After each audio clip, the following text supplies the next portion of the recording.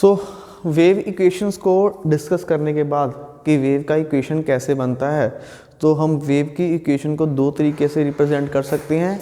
Once wave can go in right side and another way wave can go in a left side. So how wave equations formed, we can already discussed this part. Okay, so now see the applications of wave. How can we use the wave equation in numerical portion? So see, the numerical is here. A wave traveling along a string is given by, एक wave है जो travel कर रही है. देखिए यहाँ पे एक वर्ड आ रहा है ट्रैवलिंग. वेव कैसे बनती है? वेव ना बेसिकली दो तरह की होती हैं. एक होती है स्टेशनरी वेव्स, एक होती है ट्रैवलिंग वेव. मैं यहाँ पे कुछ बोल रहा हूँ, मेरी आवाज़ आप तक आ रही है, ठीक है. ये जो आवाज़ आ रही है, जितना दूर आप बैठे हो वहाँ तक चल के आएगी, ठीक है. तो इस तरह की वेव में जो वेव लॉन्ग डिस्टेंस ट्रैवल करती है, ठीक है, लंबे डिस्टेंस में ट्रैवल करती है, इस तरह की वेव को हम बोलते हैं ट्रैवलिंग वेव, ठीक है. कुछ वेव्स ऐसी भी होती हैं जो एक दायरे के अंदर सीमित होती हैं. फॉर एग्जांपल यहाँ पर एक पॉइंट है और यहाँ पर एक पॉइंट है. Consider this is a point here, this is a point here. इन दोनों पॉइंट्स के बीच में एक रस्सी को बांधा हुआ है और जैसे हम बीच में से इसको प्लग करेंगे तो ये वेव कुछ ऐसे बनेगी, ठीक है, कुछ ऐसे ये वेव बनेगी. तो ये वेव यहीं पर रहेगी, यहीं पर ऐसे ऐसे ऑसिलेट करती जाएगी. ये वेव आगे नहीं बढ़ेगी, ठीक है. इन्हीं दो पार्टिकल्स के बीच में ये वेव रहेगी. इस तरह की वेव को हम बोलते हैं स्टेशनरी वेव. ये हम पूरे डिटेल में, बहुत अच्छी डिटेल में इसको पढ़ने वाले हैं आने वाले चैप्टर्स के अंदर, ठीक है. अभी फिलहाल के लिए अभी आपको समझना कि ट्रैवलिंग वेव का अगर आपको इक्वेशन दे रखा है, this is the equation of travelling wave. इसमें से हमने क्या क्या फाइंड आउट करना है? We have to find from this one amplitude, wavelength, we have to find amplitude, okay, then wavelength, then time period, then frequency. ये सब हमें कैलकुलेट करना है. एंड ऑल्सो कैलकुलेट, ये एनसीईआरटी का प्रॉब्लम है, also calculate displacement y, at x is equal to 30 centimetre. जब x कितना होगा 30 centimetre, yes, and t 20 second, और टाइम कितना हो जाएगा 20 सेकेंड, ठीक है. तो ये हमें डिस्प्लेसमेंट भी कैलकुलेट करनी है. ओके, तो चलिए इसके सॉल्यूशन को स्टार्ट करते हैं. See the solution here. Okay, जब हमने इस इक्वेशन को पढ़ा था, ट्रैवलिंग वेव की इक्वेशन को पढ़ा था, तो ट्रैवलिंग वेव की इक्वेशन को हम कैसे लिख सकते हैं? We can write travelling wave equation y is equal to a sin kx minus omega t, ठीक है. kx माइनस ओमेगा टी आएगा अगर वेव इस डायरेक्शन में जा रहा है, राइट डायरेक्शन में. प्लस भी आता अगर वेव इस डायरेक्शन में जाएगा. अगर हमने पढ़ा हुआ है, we can write the wave y is equal to a sin kx minus omega t, ठीक है. ये हमने पढ़ा है अगर वेव इस डायरेक्शन में जाएगा. और इसके उल्टा आएगा तो a sin kx plus omega t, ठीक है, अगर वेव उल्टी डायरेक्शन में इधर को आ रहा है. ये हम पिछली वीडियो के अंदर कर चुके हैं.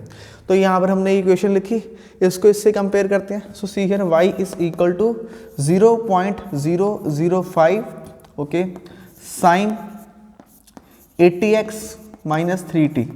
तो इससे हमें कंपेयर करना है, इस इक्वेशन को इससे कंपेयर करना है. एम्पलीट्यूड देखिए, what is the amplitude here? Amplitude कितना गिवन है? दिस इज 0.005, ठीक है. ये फर्स्ट पार्ट आ गया, this is the first part. Okay, ये फर्स्ट पार्ट सॉल्व हो गया. एम्पलीट्यूड का क्या किस में होएगा? मीटर में. ऐसा यूनिट क्या रहेगी? मीटर रहेगी. ओके, देन सेकंड हमने पता करना है वेवलेंथ. वेवलेंथ कैसे फाइंड आउट करेंगे? So see here second part, what is K? यहाँ पर के के साथ हेक्स है, K x, wave propagation constant of wave. This is 80x. तो k की वैल्यू क्या होगी? What is k? k is 80.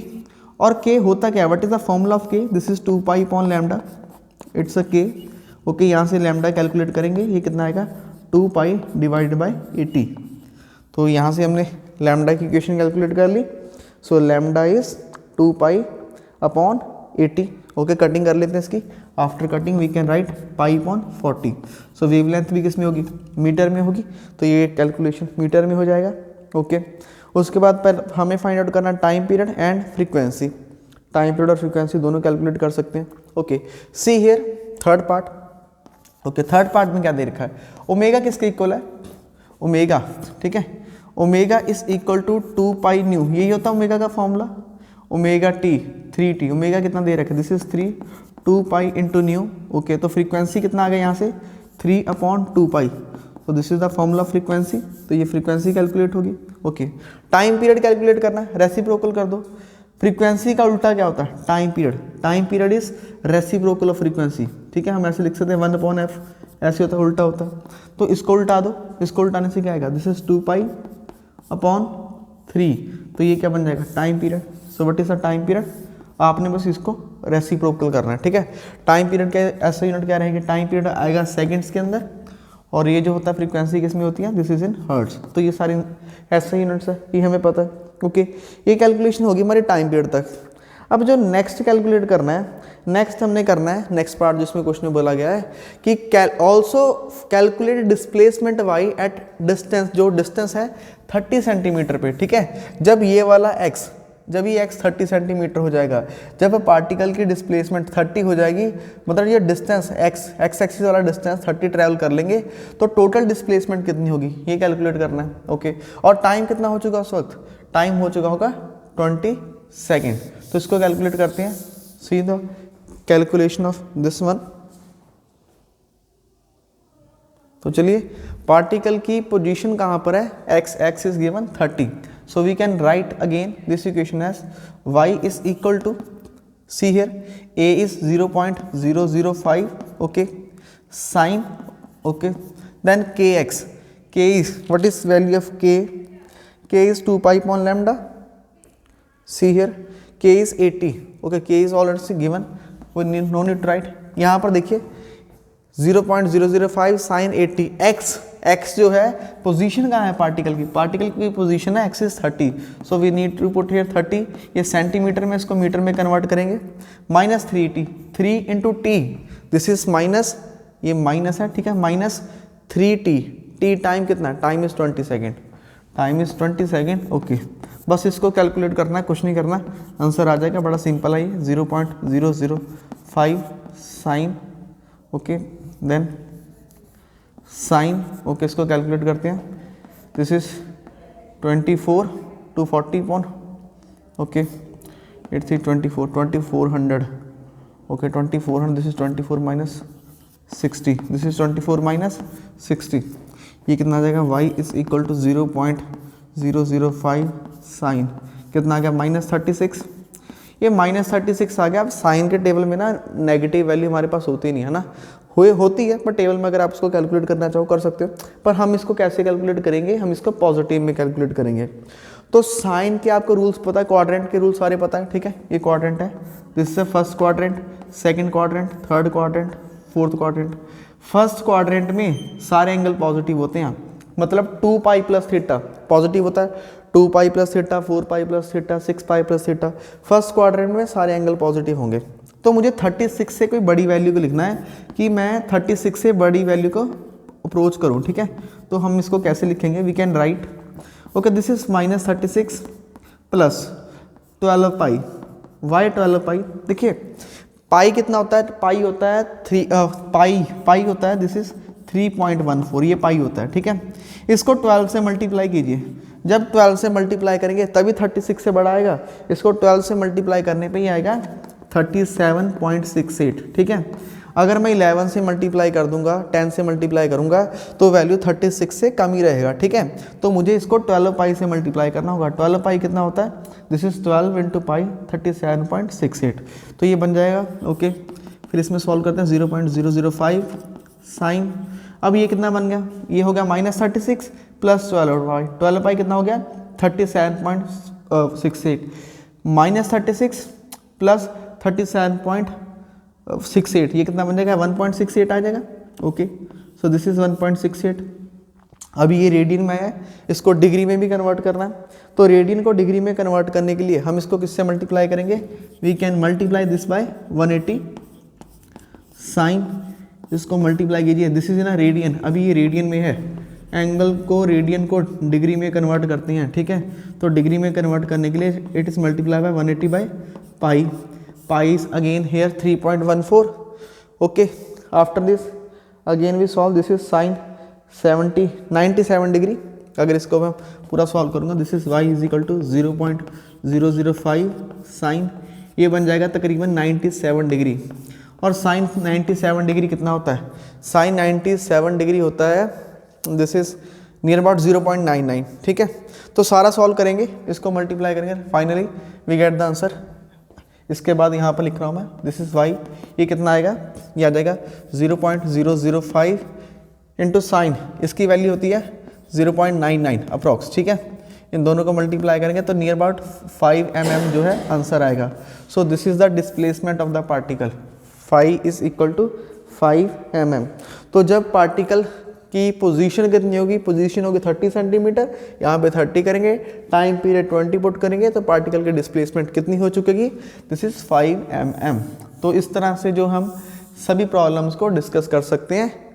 मतलब ये है कि वेव इक्वेशन को कैसे यूज़ करना है, बस इसमें मेरा जो हमारा मेन फंडा ये है कि वेव की इक्वेशन को लिख के आपको इसको कैसे यूज़ करना है। So this is the way how can we use the wave equation. Okay, now see next part. Next हमें कैलकुलेट करनी है speed of travelling wave. Travelling wave की स्पीड, दोबारा से ट्रैवलिंग वेव कौन सी है?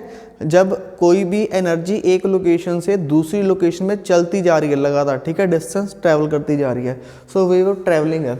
अब उसकी स्पीड कैसे कैलकुलेट करेंगे? देखिए स्पीड के लिए क्या होता है, व्हाट इज स्पीड। अगर मैं स्पीड की बात करूं, what is the speed? Speed को हम कैसे लिख सकते हैं? We can write the speed distance upon time. Okay, this is the distance upon time. तो हमें डिस्टेंस चाहिए और टाइम चाहिए, तो स्पीड निकल जाएगी मीटर पर सेकंड के अंदर। तो अगेन देखिए यहाँ पर ये एक रस्सी है, ठीक है, कोई भी चीज़ बोल सकते हैं, कोई भी मतलब पार्टिकल, अगर वेव यहाँ से चलती है, रोप नहीं है, मतलब कोई भी यहाँ पर सोर्स है, ठीक है, साउंड का सोर्स है, तो जो साउंड का सोर्स है, ये जो वेव क्रिएट कर रहा है, ये वेव कैसी है? अगर ये वेव लगातार चल रही है तो ये वेव कैसे बनेगी? तो ये वेव बनेगी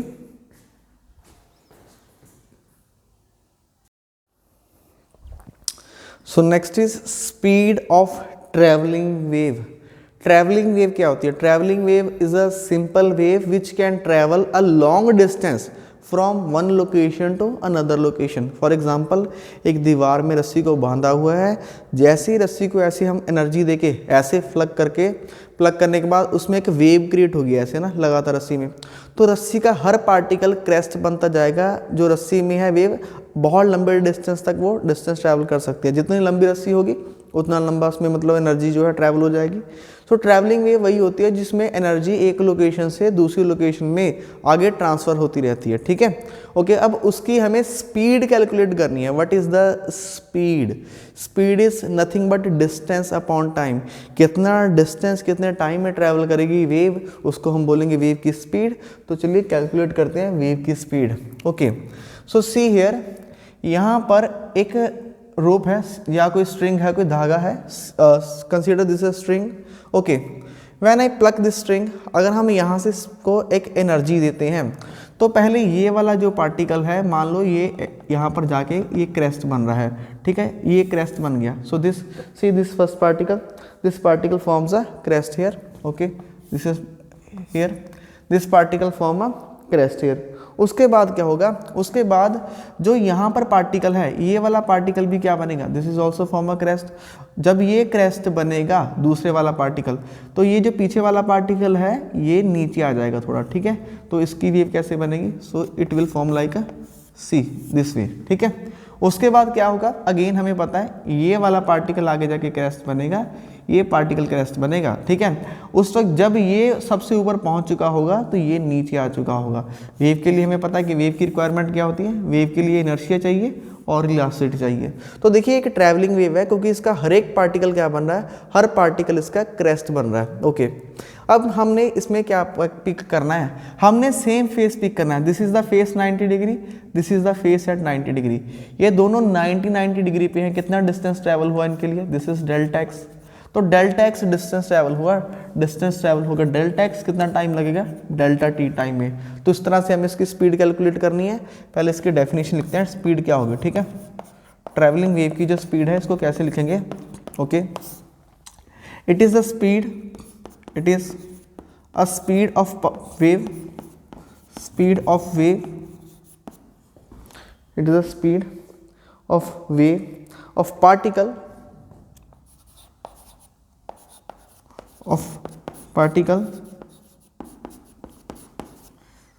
ओके, पार्टिकल की स्पीड है, ठीक है, with same constant phase, it is the speed of the wave of particles with same और कांस्टेंट फेज, सेम भी लिख सकते हैं, सेम और कांस्टेंट फेज। ओके, यहाँ पर देखिए कांस्टेंट का मतलब क्या है, यहाँ पर फेस कितना है, फेस मीन एंगल, एंगल कितना है 90 डिग्री, यहाँ पर फेस कितना है, फेस मतलब मैक्सिमम डिस्प्लेसमेंट 90 डिग्री। तो हमने एक पार्टिकल को पिक किया जिसका फेस 90 है, उसके बाद जो नेक्स्ट पार्टिकल है, कोई भी पार्टिकल, उसका फेस पिक किया 90 डिग्री। तो दो पार्टिकल हमने पिक किए जिनका फेस क्या है विद सेम और कांस्टेंट फेस, जिसका फेस क्या है सेम। कोई भी दो पार्टिकल पिक करो जिनका फेस सेम है। ओके, दो पार्टिकल पिक कर लिए, उन दोनों के बीच का डिस्टेंस सेलेक्ट करो, डिस्टेंस कितना डेल्टा एक्स, टाइम सेलेक्ट करो कितना डेल्टा टी। तो उस वक्त जो स्पीड होगी ये वाले पार्टिकल के बाद ये वाला पार्टिकल जब क्रेस्ट बनेगा, इन दोनों के क्रेस्ट बनने की जो स्पीड है, this is the speed of travelling wave. Okay, अब वेव की इक्वेशन को हम कैसे लिखेंगे, wave equation, how can we write wave equation, we know wave equation को कैसे लिखते हैं ट्रैवलिंग वेव में, ये इस तरफ जा रहा है, this wave is going in right direction, so right direction में वेव को कैसे लिखा जाता है, दिस इज ए साइन के एक्स माइनस ओमेगा टी, ऐसे लिखा जाता है। Okay, this is a travelling wave. जब इसकी स्पीड की बात करते हैं, दिस इज द फेस, ये है फेस, है ना, फेस मतलब एंगल, या फिर मैं इसको अगर ऐसे लिखूँ y is equal to a sine 60 degree, what is 60 degree, 60 degree is phase, तो ये साइन 60 डिग्री, ये 60 डिग्री है, दिस इज द फेस। जब वेव ट्रैवल कर रही है, हमें स्पीड कैलकुलेट करनी है, फेस क्या होना चाहिए, constant, therefore K x minus omega t, ये क्या होना चाहिए, दिस शुड बी कांस्टेंट, इसको कांस्टेंट करना है, ठीक है। ओके, डेरिवेटिव कीजिए, फर्स्ट फंक्शन इसका k तो कांस्टेंट है, प्रोपिगेशन कांस्टेंट, पोजीशन चेंज होगी, इसका डेरिवेटिव किया जा सकता है, this is delta x, position change होगी, we can write the derivative delta x. Frequency wave का कांस्टेंट है, टाइम चेंज होगा, this is delta t, constant term का डेरिवेटिव 0, डेरिवेटिव करना है आपको यहाँ पर k इंटू डेल्टा एक्स, ये राइट साइड जाके प्लस का हो जाएगा omega into delta t. Okay, हमें delta x upon delta t चाहिए। देखिए स्पीड क्या है, speed is delta x upon delta t, speed भी कह सकते हैं, वेलोसिटी भी कह सकते हैं। तो वेलोसिटी के लिए जहाँ पर मैंने डिस्टेंस लिखा है उसकी जगह डिस्प्लेसमेंट आ जाएगा, ठीक है। तो ये मान लो डिस्प्लेसमेंट ही है, डिस्प्लेसमेंट क्या होता है, शॉर्टेस्ट डिस्टेंस, तो ये डिस्प्लेसमेंट ही है, इसको वेलोसिटी भी कह सकते हैं, स्पीड भी कह सकते हैं, दोनों सेम होगी इसके लिए, ठीक है। So this is delta x upon delta t which is equal to omega, ऐसे ही है, के किधर चला जाएगा, नीचे डिवाइड हो जाएगा। So delta x upon delta t, ये क्या होगा वेलोसिटी, ये क्या होगा velocity of the wave, velocity किसके इक्वल आएगी, omega upon K. So this is the formula of velocity of the wave. Okay, इस वेलोसिटी को एक और फॉर्मेट में सॉल्व कर सकते हैं, see velocity, this is omega upon K. Omega क्या होता है, omega is 2 pi by T, okay, या फिर 2 पाई न्यू लिख सकते हो, दिस इज 2 पाई न्यू, हमें पता है this new is frequency, omega क्या लिख सकते हैं 2 पाई न्यू। के क्या होता है, के इज 2 पाई अपॉन लैम्डा, के को क्या लिख सकते हैं 2 पाई अपॉन लैम्डा, 2 पाई से 2 कट जाएगा। Okay, this is velocity, velocity is equal to, ये लैम्डा ऊपर चला जाएगा, lambda into this one, this is nu, nu is frequency, so we can write this is another formulate, velocity जो होती है, velocity को हम कैसे लिख सकते हैं, दिस इज वेवलेंथ, ठीक है, wavelength multiply by frequency, multiply frequency, तो ऐसे भी लिखा जा सकता है, this is another format. Okay, speed को कैलकुलेट करना है, ये भी फॉर्मूला है, ये भी फॉर्मूला, ठीक है। This is the formula in terms of omega and के, ओमेगा इज एंगुलर फ्रीक्वेंसी, के is propagation constant, this is wavelength, this is frequency, ये दूसरा फॉर्मेट है। सिंपल भाषा में अगर ये भूल जाओ, ये फॉर्मूला बहुत इंपॉर्टेंट फॉर्मूला, अगर ये फॉर्मूला भूल जाओ तो हम डायरेक्ट भी लिख सकते हैं, कैसे लिखेंगे, वेलोसिटी क्या होती है, velocity is displacement upon time, क्या होती है वेलोसिटी, डिस्प्लेसमेंट अपॉन टाइम। देखिए जब एक वेव बनता है, जब एक सिंगल वेव बनती है, this is the wave, this is a wave 0, 90, 180, 270, 360, जब एक वेव कंप्लीट होती है तो कितना डिस्टेंस कवर होता है, तो आंसर 2 पाई कवर होता है, ठीक है। ओके जब एक वेव बनती है 2 पाई कवर डिस्टेंस कवर होता है, 2 पाई के लिए वेव कितनी कंप्लीट हुई, दिस इज 1, तो इसकी वेव की लेंथ ये जो डिस्टेंस होगा इसको बोलेंगे 1 वेव, एक वेव बना, इसके लिए टाइम कितना लगा t, तो velocity is equal to wavelength, नीचे जो टाइम है, टाइम ऊपर जाकर क्या बन जाएगा frequency, so this is frequency, ये बन जाएगा। तो जो वेलोसिटी वाला v है इसमें हमने ऐसे कुंडी डालनी है, कर्व डालनी है, ठीक है, और जो फ्रीक्वेंसी वाला न्यू है इसमें ऐसे ऐसे छतरी बनानी है, इसके ऊपर छाता बनाना। तो ये सिंबल है, दोनों सिंबल अलग अलग है, देखने में एक जैसे लग रहे हैं पर बोथ आर डिफरेंट, ठीक है। तो ये हमारे पास फॉर्मूला होगा, how can we calculate the speed of travelling wave, wave बढ़ रही है, आगे बढ़ रही है, बढ़ने दो, हमें क्या लेना, तो वेव बढ़ रही है, वेव के बढ़ने से स्पीड कैसे कैलकुलेट करते हैं, this is the formula how we can calculate the speed. Okay अब स्पीड कैलकुलेट हो चुकी है, फॉर्मूला कैलकुलेट हो गया। अब इसके बाद देखते हैं कि जो स्पीड है ये कैसे कैसे चेंज होती है मीडियम के अंदर। Speed of wave in different medium, different medium के अंदर वेव की स्पीड कैसे कैलकुलेट करेंगे। So see here first of all we have to talk about the transverse wave. तो ट्रांसवर्स वेव की बात करते हैं।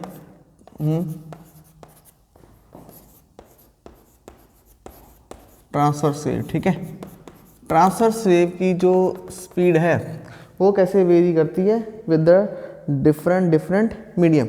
Okay transverse wave, transverse wave पता है हमें कौन सी होती है, ट्रांसवर्स वेव कौन सी होती है जिसमें क्या बनते हैं, जिसमें क्रेस्ट और ट्रफ बनती हैं, जिस वेव में क्रेस्ट और ट्रफ बनेंगे वो वेव है transverse wave. Okay so see here this is a string, यहाँ पर एक स्ट्रिंग है, ठीक है, इस स्ट्रिंग को हमने बड़ा स्ट्रेच किया हुआ, खींचा हुआ, ठीक है, इसको खींचा हुआ है, जैसे इसमें हम प्लग करेंगे तो प्लग करने में इसमें क्या बन जाएंगी, इसमें वेव्स बन जाएंगी। देखो वेव जैसे हम बनाएंगे, जैसे इसमें हम वेव बनाएंगे, ठीक है, यहाँ पर ऐसे इसमें वेव बन रही है, जैसे इसमें वेव बनाएंगे इसको ऐसे प्लग करने पे, इसमें एनर्जी देने पे, ये जो वेव जा रही है ये किस किस पे डिपेंड करेगी, दो चीज़ें। हमने गिटार, आप लोगों ने अक्सर गिटार देखा होगा, गिटार में क्या होता है उसकी जो स्ट्रिंग्स होती हैं 4-5 जितनी भी उसके अंदर स्ट्रिंग्स दी होती हैं, आपने देखा होगा अक्सर म्यूजिशियन जो होते हैं उसको कस के रखते हैं, बांध के रखते हैं ना, जितना हम उसको कस के रखेंगे उतना ही उसमें से अच्छा म्यूज़िक जो है प्रोड्यूस होगा, उतना ही शार्प साउंड प्रोड्यूस होता है और वो साउंड जो है लॉन्ग डिस्टेंस ट्रैवल कर लेता है, ठीक है। तो किसी भी चीज़ में अगर खिंचाव होगा, ठीक है, तो खिंचाव होने पे क्या होगा, साउंड की स्पीड जो है बढ़ जाती है। दूसरा एग्जांपल, अगर उसी गिटार की स्ट्रिंग को हम लूज़ कर दें, बड़ा मतलब लूज़ कर दें, फिर उसको ऐसे ऐसे हिलाएं तो इतना अच्छा साउंड प्रोड्यूस नहीं होगा, ठीक है। तो ये क्या चीज़ है, तो हमारे पास जो है साउंड की जो स्पीड है, ट्रांसवर्स वेव की स्पीड है, इसमें कितना खिंचाव है, खिंचाव को हम बोलते हैं टेंशन, तो इसमें एक फोर्स होगा टेंशन, ठीक है, जितनी इसमें टेंशन ज़्यादा होगी, ठीक है, तो टेंशन के क्या होती है, स्पीड इज़ डायरेक्टली प्रोपोर्शनल, ठीक है, जितनी इसमें टेंशन होगी। ओके उसके बाद second factor is mass. Okay दूसरा क्या है, देखिए यहाँ पर एक पार्टिकल है, this is the first particle, second particle, third, fourth, fifth, sixth, बहुत सारे पार्टिकल्स हैं, ठीक है। तो ये जितने भी पार्टिकल्स हैं इन सब का मास कुछ ना कुछ है, m1 m2 m3 सबका कुछ ना कुछ मास है। ओके पूरी तार का मास कितना है, पूरी वायर की जो लेंथ है ये l है और पूरी तार का मास कितना है m। अगर पूरी तार के मास को इसकी पूरी लेंथ से डिवाइड कर दें तो एक हमारे पास एक न्यू क्वांटिटी आएगी, दिस इज m। ये m क्या होगा, this is mass per unit length, mass per unit length, okay, mass per unit length, okay, this is mass per unit length. उसके बाद मास पर यूनिट लेंथ क्या होगा, या हम इसको बोल सकते हैं linear mass density, this is linear mass density, okay, we can also write it as linear mass density. Okay ये हो गया। अब देखिए ये वाला पार्टिकल है, इसको ऑसिलेशन करवानी है। जब हमने इसको ऑसिलेशन करवानी है, जितना ये भारी पार्टिकल होगा उतनी ही इसको एनर्जी लगेगी ऊपर जाने में, फिर वापस आने में, फिर नीचे आने में, फिर यहाँ पर आने में। अगर ये पार्टिकल हल्का होगा तो इसको कम एनर्जी से भी हम ऊपर लेके जा सकते हैं, फिर नीचे, फिर ऊपर, फिर नीचे, ऐसे, ठीक है। तो देखिए किसी भी पार्टिकल को उठाना किस पे डिपेंड करता है, उसके मास पे डिपेंड करता है। मास ज़्यादा होगा तो उठाने के लिए ज़्यादा एनर्जी लगेगी, मतलब वो ज़्यादा टाइम लेगा ऊपर उठने में। अगर उसका मास कम है तो वो कम टाइम में जो है ऊपर ऑसिलेट कर जाएगा, ठीक है। तो दूसरा फैक्टर जो है, this is a mass per unit length, तो मास के इनवर्सली प्रोपोर्शनल होगी वेलोसिटी, ठीक है। जितनी जल्दी ये पार्टिकल ऊपर जाएगा, फिर नीचे आएगा, फिर यहाँ पर, जितनी जल्दी ये ऐसे ऑसिलेट करेगा, जितना जल्दी ऑसिलेट करेगा उतनी इसकी वेलोसिटी बढ़ जाएगी, और वो मास पे डिपेंड करी है। So velocity we can write this is t/m root. देखिए ये फॉर्मूला, ठीक है, this is the formula of velocity. Of transverse wave. T क्या है, टेंशन। जितना इसमें खिंचाव होगा और खिंचाव होने से क्या होता है, जितनी इसके अंदर टेंशन होगी, जितनी टेंशन होगी स्पीड बढ़ जाएगी, जितना मास होगा उससे स्पीड कम हो जाएगी। ठीक है, दिस इज मास पर, एक पार्टिकल का मास है, मास पर यूनिट लेंथ। ठीक है, तो ये होगा। तो वेलोसिटी कैसे लिख सकते हैं, एक और फॉर्मेट है वेलोसिटी को लिखने के लिए। We instead of this we can also write this is root eta upon rho. This is eta, eta is coefficient. Eta क्या होता है, eta is coefficient of viscosity, और sorry not coefficient, it's a ईटा।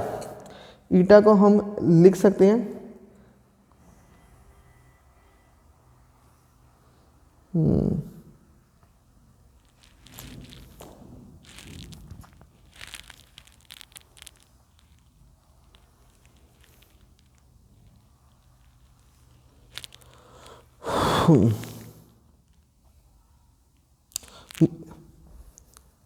तो ये ईटा upon रो।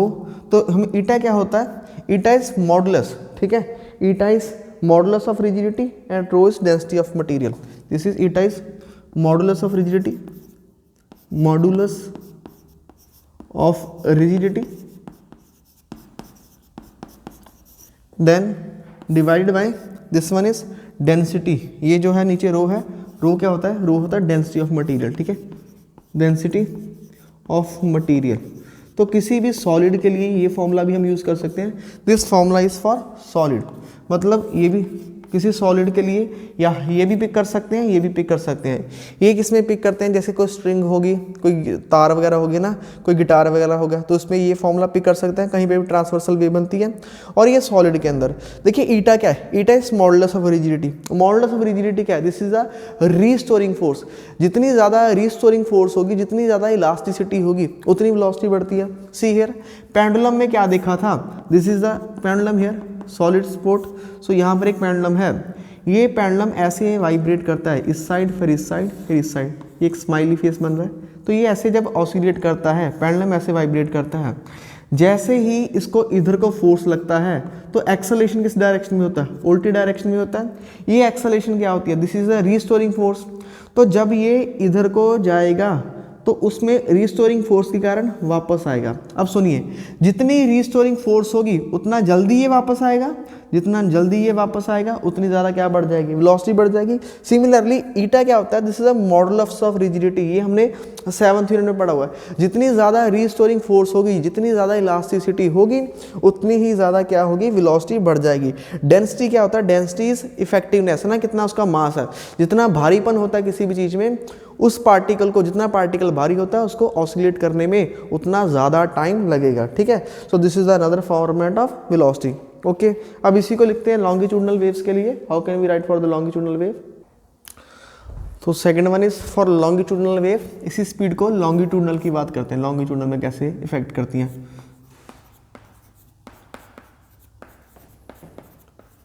Longitudinal waves, ठीक है।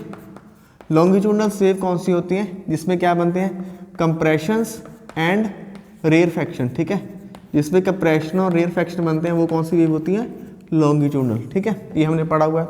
Okay, longitudinal wave को भी इसी फॉर्मूले से लिखेंगे। ठीक है, देखिए वेलोसिटी, ये लॉन्गिट्यूडनल वेव किस में बन सकती हैं, गैस में होंगी, गैस या एयर हो बोल सकते हैं, गैस एयर सॉलिड सब में बनती है। ठीक है, इवन लिक्विड में भी बनती है, सही में बनती है ये। तो इसको अलग अलग तरीके से as per the medium we can write. Okay, first of all see the velocity, this velocity for gas. ठीक है, गैस की बात करेंगे या किसी सॉलिड की बात करेंगे, फॉर गैस और solid we can write velocity is equal to directly proportional to, अभी बताया मैंने वेलोसिटी के लिए क्या चाहिए, वेलोसिटी के लिए हमें चाहिए रीस्टोरिंग फोर्स। जितनी रीस्टोरिंग फोर्स होगी, जितनी इलास्टिसिटी होगी, उतनी वेलोसिटी ज़्यादा होगी। So velocity here is, this is the coefficient of elasticity, coefficient of elasticity, okay, divided by density. Okay, so this is another formula for the longitudinal wave. T, tension, transversal में जो tension है यहाँ पर क्या होगी, tension is the restoring force. Tension एक restoring force होता है जो वापस उल्टी डायरेक्शन में लगता है। तो टेंशन की जगह यहाँ पर क्या आ जाएगा, coefficient of elasticity. We can write it completely as this is root E over rho, तो रूट तो यहाँ पर रहेगा ही रहेगा, ठीक है, रूट ऐसे ही रहेगा। तो ये रूट में इस तरह से इस फॉर्मूले को लिख सकते हैं। और इसको कैसे है हम लिख सकते हैं, ई की जगह पे और क्या क्या आ सकता है, इसको हम ये भी लिख सकते थे, we can also write this is root, ये क्या है, ई क्या होता है, E is the restoring force, okay, restoring force per unit area, restoring force, okay, this is restoring force per unit area, okay, divide by what is this density, this is mass per unit volume. तो ऐसे लिख सकते हैं हम, ठीक है, gas के लिए, दिस इज फॉर किसी भी गैस के लिए, ठीक है, मटेरियल के लिए, okay, this is velocity, one method. Another method, how can we write, और ये क्या होता है, रीस्टोरिंग फोर्स पर यूनिट, इसको ऐसे भी लिख सकते हैं, this is also pressure, this is we can also write this is change in pressure, change in pressure, देखो अलग अलग रूप आ रहे हैं इसके निकल के, चेंज इन प्रेशर, ओके, ये क्या होता है, restoring force per unit area क्या होता है, मतलब फोर्स पर यूनिट प्रेशर ही एक तरह का, मास पर यूनिट लेंथ, वॉल्यूम, ये क्या होगा, दिस इज द डेंसिटी। तो ये अलग अलग वेरिएंट्स हैं, ठीक है, लॉन्गिट्यूडनल वेव्स को लिखने के लिए, ओके। तो इसी को हम दो तरीके में लिखेंगे, ये जो वेलोसिटी आई है, अगर इसको मैं लिखूं दो तरीके के लिए, फर्स्ट वन इज सॉलिड और सेकेंड वन इज लिक्विड और गैस, ठीक है, इसको दोनों में लिखते हैं। First one is solid, longitudinal की बात करें, सॉलिड और लिक्विड या गैस, ठीक है, लिक्विड और गैस के में कैसे लिखेंगे, instead of liquid we need to write the gas, solid और गैस में लिखते हैं, सॉलिड और गैस, ठीक है। तो गैस में कैसे, मतलब इसका जो वेरिएंट है वो कैसे चेंज होगा, ओके। सॉलिड में ये जो वेलोसिटी है रूट रहेगा ही रहेगा, यहाँ पर ई है, ई क्या है, रिस्टोरिंग फोर्स या मॉडुलस ऑफ वेलोसिटी। तो सॉलिड में मॉडुलस ऑफ वेलोसिटी क्या होता है, this is Y, Y is Young's modulus divide by density, density ऐसी रहेगी, so this is for the solid. अगर गैस की बात करेंगे तो गैस में रिस्टोरिंग फोर्स क्या होता है, गैस में मॉडुलस ऑफ वेलोसिटी कौन सा होता है, तो आंसर है this is the bulk modulus, this is bulk modulus divide by density. Bulk modulus में बुक को बी से भी लिखा जाता है, कई बुक्स में बल्क मॉडुलस को के से भी लिखते हैं, दिस इज के अपॉन डेंसिटी, ठीक है। सो ये फॉर्मूले हो गए, this one for gas, this one for gas, okay, this one for solid. तो इसे लिखा जा सकता है, लिक्विड के लिए भी हम यही यूज़ करेंगे, अगर लिक्विड की बात आएगी लिक्विड के लिए भी हम यही यूज़ करेंगे, but this one for solid. Y क्या है, Y is Young's modulus and B या के दोनों सेम है, अलग अलग बुक में अलग अलग सिंपल हुए हैं, बी इज बल्क मॉडुलस, ठीक है, बी क्या है यहाँ पर, बल्क मॉडुलस, बल्क मॉडुलस, और this is Young's modulus, Y, okay. तो ये हो गया हमारा अबाउट द स्पीड। तो स्पीड कैसे कैसे लॉन्गिट्यूडनल वे में वेरी करती है और ट्रांसवर्स में वेरी ने एक्चुअली फॉर्मूला है ना, how can we write the speed and velocity, speed और वेलोसिटी को कैसे लिख सकते हैं लॉन्गिट्यूडनल में, लॉन्गिट्यूडनल ट्रांसवर्सल में, longitudinal this side, transversal this side. Transversal में फॉर्मूला कैसे लिखा जाएगा, T upon M, tension upon mass root, या फिर eta upon rho, eta is modulus of rigidity, density, इसी को लॉन्गिट्यूडनल में चेंज करेंगे, coefficient of velocity divide by density, और अनदर वे सॉलिड में Young's modulus divide by density या फिर bulk modulus divide by density. बस जितने भी मॉडुलस ऑफ रिजिडिटी होते हैं ना, ये भी मॉडुलस है इलास्टिसिटी का, ये भी मॉडुलस है इलास्टिसिटी का, ठीक है, ये भी मॉडुलस है, जितने भी मॉडुलस ये होते हैं ये सारे रिस्टोरिंग फोर्स होती हैं। बस आपने ये याद रखना है, रिस्टोरिंग फोर्स बढ़ने से जब वेलोसिटी है बढ़ेगी, किसी भी मटीरियल की रिस्टोरिंग फोर्स से वेलोसिटी बढ़ती है, इंक्रीज होती है।